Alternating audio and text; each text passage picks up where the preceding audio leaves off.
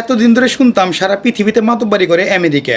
মোট কথা আমেরিকার যে দেশটাকে পছন্দ হবে না তাদের উপরে নিষেধাজ্ঞা দেয় এবং তাদেরকে বলে 10 দফা দাবি 15 দফা দাবি, এই দাবিগুলো না মানলে তোমাদের উপরে নিষেধাজ্ঞা দিব, তোমাদের দেশের বাণিজ্য বন্ধ করে দেব। মানে হুমকি দিয়ে 10টি 12টি 15টি দাবি মেনে নিতে বাধ্য করে প্রত্যেকটা দেশকে, শুধুমাত্র চীন আর রাশিয়া বাদ দিয়ে তাদের উপরেও মাতব্বারি করে। কিন্তু এই প্রথমবার ইরান আমেরিকাকে হুমকি দিয়েছে এই বলে যে গতকাল রাশিয়ার প্রেসিডেন্ট পুতিনের সাথে রাশিয়ায় গিয়ে ইরানের পররাষ্ট্রমন্ত্রী বলে এসেছে, আমরা আমাদের দেশে পারমাণবিক বোম বানাবো কি বানাবো না সেটা একান্তই আমাদের ব্যক্তিগত বিষয়।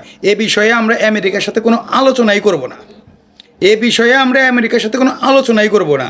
বরং আমেরিকা যদি মধ্যপ্রাচ্যে শান্তি চায় তাহলে আমাদের উপরে যে ব্লক দিয়ে রেখেছে হরমুজ প্রণালীতে, সেই ব্লক তুলে নেবে, আমরাও হরমুজ প্রণালী খুলে দেব। সব জাহাজ এই হরমুজ প্রণালীতে যাবে, কিন্তু আমাদের ট্যাক্স দিয়ে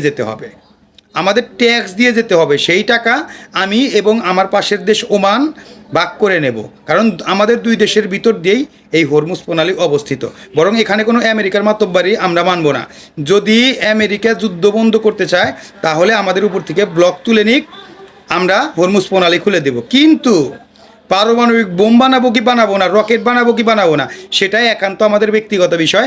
এই বিষয়ে আমরা আমেরিকার কোনো মাতব্বারি মানবও না, আমেরিকার কোনো কথা শুনবো। এই প্রথমবার ইরান আমেরিকাকে এই হুমকি দিছে।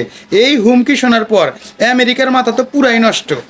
বিশ্বাস করেন, আমেরিকার মাথা পুরাই নষ্ট হয়ে গেছে। আমেরিকা যে এখন কী করব নিজেও বুঝতেছে না। সে কি করতেছে, এই হুমকি পাওয়ার পর দুবাই এবং ইসরায়েলে প্রচুর পরিমাণে কার্গো জাহাজ ভর্তি করে অস্ত্র মাল মেডিসিন আইনা জড়ো করতেছে যে আবার ইরানে হামলা চালাইব। কিন্তু আবার এটাও ভাবতেছে, একবার হামলা চালাইয়া মধ্যপ্রাচ্য থেকে আমেরিকার মান সম্মান ডাবাইয়া দিছে, যদি আর একবার হামলা চালাই, যদি হাইরানের কাছে, তাহলে আমাদের মাতব্বারি চিরজীবনের জন্য শেষ।